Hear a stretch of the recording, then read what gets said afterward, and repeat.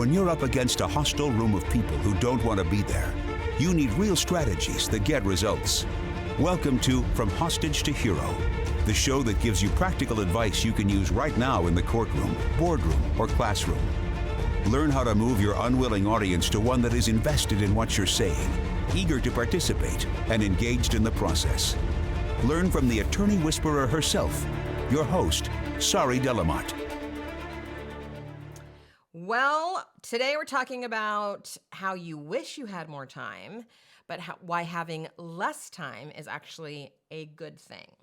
And I was going to title this podcast, Why Longer Isn't Better, but then I thought all your minds would go into the gutter. But I will say that really it has nothing to do with length. It's what you do with it. Okay, enough of that. If you're not following me, good, because my mind just went to the gutter. But I'll tell you why I brought this up, because, well, not that. This whole idea of time and having less. I was working with a client on time blocking, which we're going to talk about today. And we wanted some time in their schedule because they do, on average, one depo a week. And I said, okay, well, how much time do you want to put in your schedule to prep for a depo? I mean, how much time do you normally take? And they said, well, 2 days. And I said, 2 days? Are you serious? And they're like, well, yeah, I mean, I get distracted, so I plan for the extra time. And that's when I said, well, that's why you're getting distracted. It's because you have the extra time.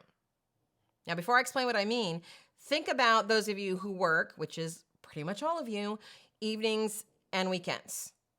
You know, you tend to say things like, well, I have so much work that I have to work evenings and weekends. And what I would tell you is, no, because you work evenings and weekends is why you have so much work. Now, allow me to introduce you to the Parkinson's law. So Parkinson's law says your work will expand to fill the time allotted. Meaning, if you have 2 hours to do something, it will take you 2 hours to do it. If you have 2 days to do something, it will take you 2 days to do it. Meaning you will expand, even if you could get ready for a depo in 4 hours, if you have 2 days, you will take 2 days. The research says that we tend to think about how much time there is available that we can allot for a task versus how much time is actually needed to get the task done. So if you tell yourself you have 2 days to prep for a depo, it will take 2 days. And if you tell yourself that you have evenings and weekends, you will work evenings and weekends. I mean, just think through this, right? So if you're sitting there and you're working on something and you're not really getting where you want to go, you can go, well, I can work on it tonight, or I can get it done on Sunday. Right there, you've let your brain believe there's extra time. And so now I'm going to tootle around and do some bullshit work and go get some coffee and do the things because I know that I could do this later. That's Parkinson's law in motion.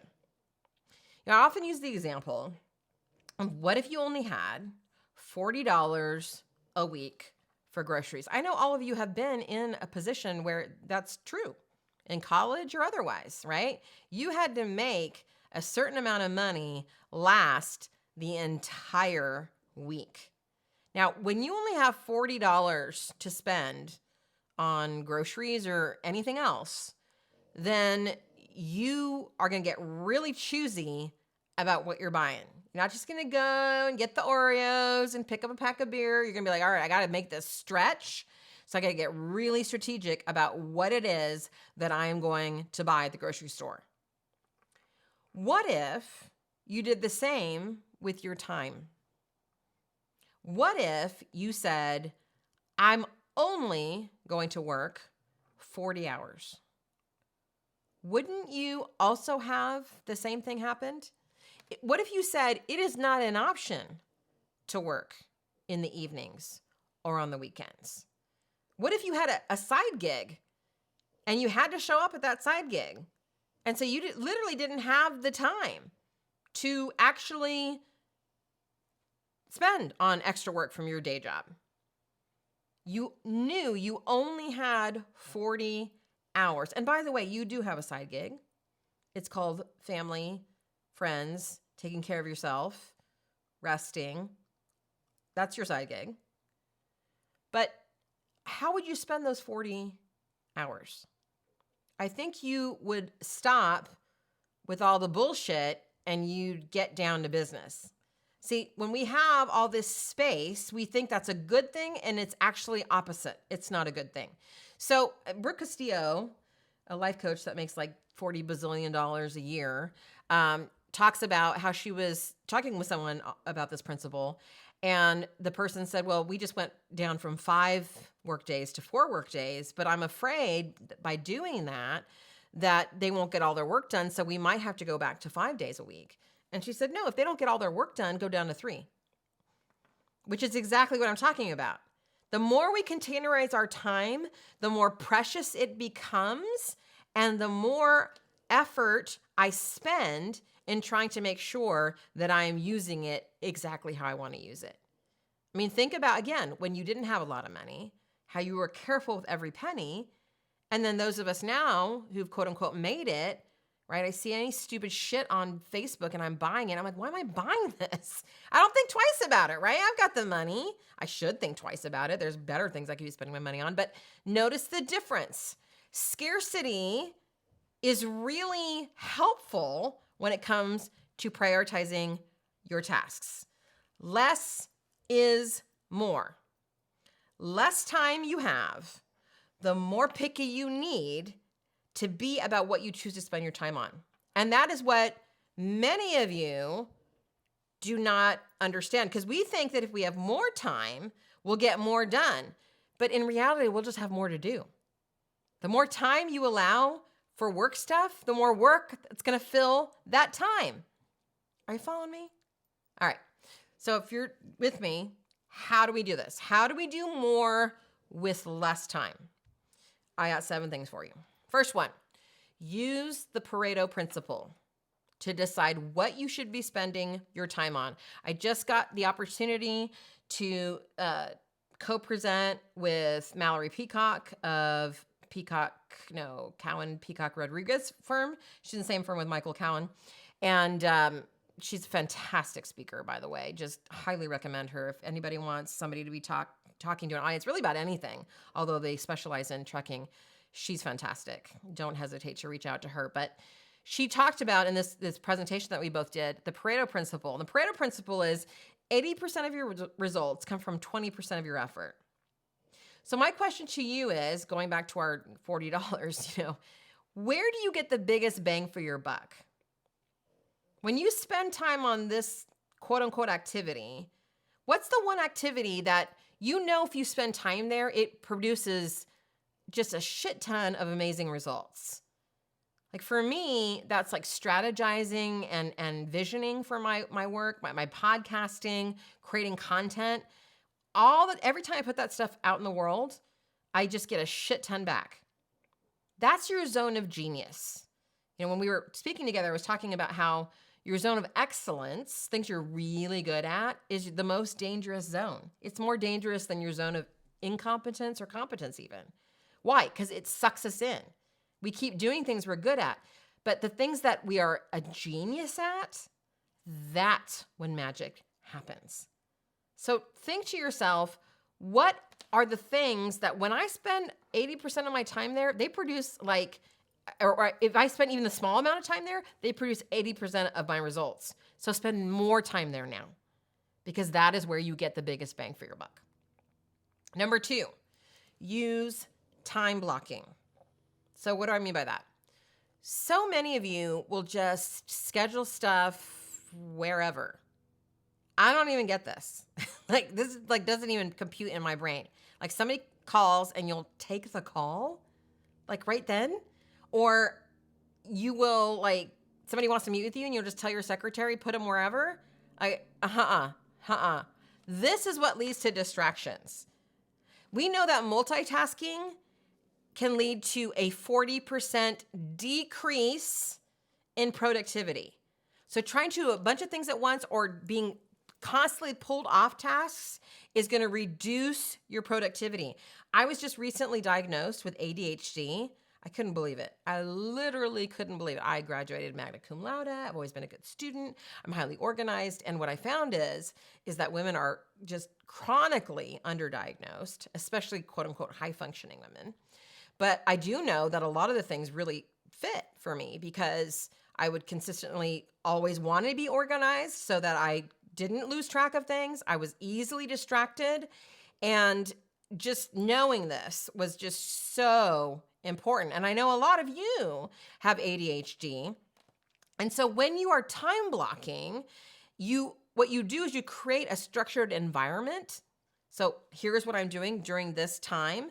Not only that, you take bigger projects and you have them in smaller chunks, which we know the brain really loves. And it forces you to prioritize. It forces you to prioritize. So the other thing that time blocking does is that it works with your energy, at least it should. Meaning you should be recognizing where are you most energized and what kinds of things energize you and when do you have low energy. And managing your calendar around that. Many of you come in, you get all of your stupid shit done in the morning, and then you can do all your creative time in the afternoon. But in the afternoon, you could fall asleep, and you never get to it because you're so damn tired. Switch that around. Okay, so what is time blocking? It's deciding ahead of time when you'll do what. That's really it. So for me, I know that the first Monday of every month is 4 meetings. I do my big staff meeting. I set the vision for the month. I meet with my director of operations and we talk about any business stuff that we need. I meet with my accountant and we go over all the books. And then I pay the bills and manage the bookkeeping as much as the part that I do. I just know that I do that every Monday. I don't have to wonder, or every first Monday. Well, when should I meet with my staff? You know, I really shouldn't meet with the staff. No, first Monday of every month, that's what I do. Tuesday, Wednesday, and Thursday are my time with clients. Wednesdays are H2H days. That's when I teach in the membership. Tuesdays and Thursdays are for my other clients, my mastermind clients, my coaching clients, and to get stuff done. Friday mornings, I meet with some of my coaches, and I take Friday afternoon off. Friday mornings, when I'm not meeting with my coaches, that's when I schedule my doctor's appointments. I never have to wonder, well, I need to go see the dentist. When should I do that? I know exactly when I should do that. So I call them. I say, when's your first Friday morning open? It's so simple. And it's structured. You have a client, again, the one I was working with, and we decided that they're going to have a staff meeting every Monday at lunch. And then they're going to have a morning and an afternoon for depot prep. I talked them out of 2 days. And then this time is for depot prep, and this time is for creative time. And it just, even creating that made the person relax because now everything has a container. You know, when you talk about home organization, the number one thing they'll tell you is the number one reason why people have messy homes is because places don't have containers, not just actual containers, but just a place where they belong. If you don't know where something goes, then you're going to leave it wherever. But if everything has a home, then you don't have a messy house because we just need to put the thing back where its home is. So time blocking is huge because what we do is we put our big rocks in first. Stephen Covey talks about an experiment where they had all these big rocks and then they had some sand and they had people come up and try to fit all of it into a container. And nobody could get all of it to fit in the one container until one person figured out if you put the big rocks in first, then you pour the sand over the top and you kind of just shake it and everything. So the sand goes in the nooks and the crannies and you can absolutely fill it all in. It's when you try to put the little things in first and then try to fit in your big rocks that we have a problem. So you put in the things you want to be doing first, your Pareto principle things first. And then whatever's left, you devote to the things that really, you have to do them, but they're not your best use of your time. But in every life, a little, stuff needs to fall that we don't love doing. Number 3, manage expectations. So that means talking to your team. Hey, every Monday morning, I'm not going to come until this time. Do not send me emails or texts. I'm out of commission, right? That means saying when people call the office that you handle that and book them during one of my 2 open times for phone calls. Do not patch that through to my office. It means designing with clients ahead of time how you work. Two things that Mallory does that I just thought was just brilliant is, one, she does not give her cell phone out to clients for a variety of reasons, but she tells them why. She says, when you have my cell phone and you call me and I'm working on someone else's file, I have to stop working on their file to talk to you. Not to mention, I don't have your file in front of me, so I don't have all the pertinent information. Would you want me to take a phone call from someone else while I was working on your file? They get it immediately, which is also why she doesn't take unscheduled calls. I just got an email today from someone I thought was so interesting, because at the end of this email, it said, this little postscript, I won't say who this is from, but it said, has a little asterisk and it says, please note that our attorneys do not take unscheduled calls or unscheduled walk-ins.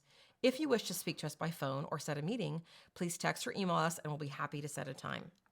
What a way to design ahead of time what you will and won't do. That's what we mean by managing expectations ahead of time, so that you have your time and it is protected.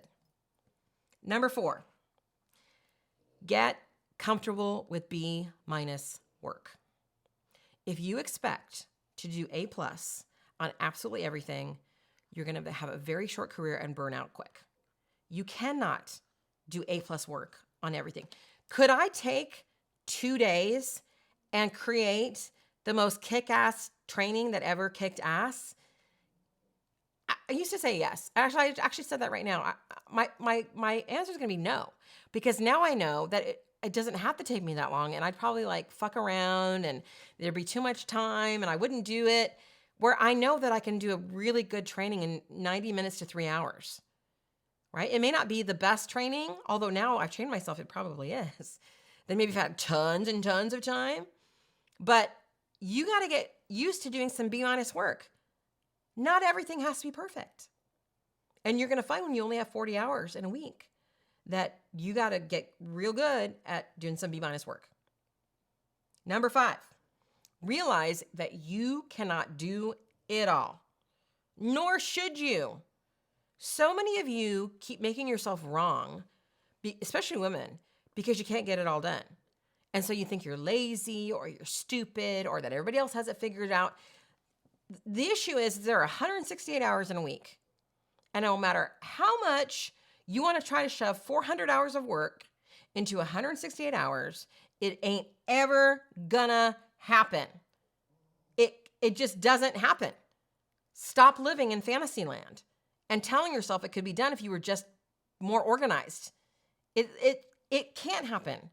You need to delete or delegate every damn thing you can so that you are spending your time where you get the biggest bang for your buck. Number 6, commit. Decide that your appointments with yourself are just as important, if not more important, than the appointments you have with other people. Most of you would never blow off a client meeting or a meeting with a colleague or anything like that. But you blow off your appointments you make with yourself all the time. Don't do it. Commit that if you make an appointment, you write on your calendar, you time block something, that is something you're going to commit to, just like if it was an appointment with somebody else. And also commit that you will not work evenings and weekends. Make that non-negotiable, because that will create that scarcity, which will actually focus you and you will get more done. I promise you. I promise you. When you containerize your life, it immediately prioritizes things for you so that you get a lot more shit done, because you don't have all the time in the world to futz around with it. And number 7 is experiment. You may need less time. You may need more time. Maybe you put 2 afternoons a week for depo prep. Maybe you only need 1 afternoon. Maybe you decided on a 2-hour staff meeting, but you only need a 1 hour. Or conversely, you need 2 hours. Experiment. Your first time map which is what I call my time blocking, is not going to be your only time map. And you're going to have different time maps for different times of year. So maybe when the weeks that you're at a speaking engagement, you have a different time map. You don't try to shove it into your current time map because that's a completely different week. There's travel, there's all kinds of things. When you're in trial, time map goes out the window because that's trial. But if you need more time versus less, I just want you to ask, check in. Am I trying to do A+ work? Or is it just good enough? Because lots of time you think you need more time when you actually don't. So, less is more.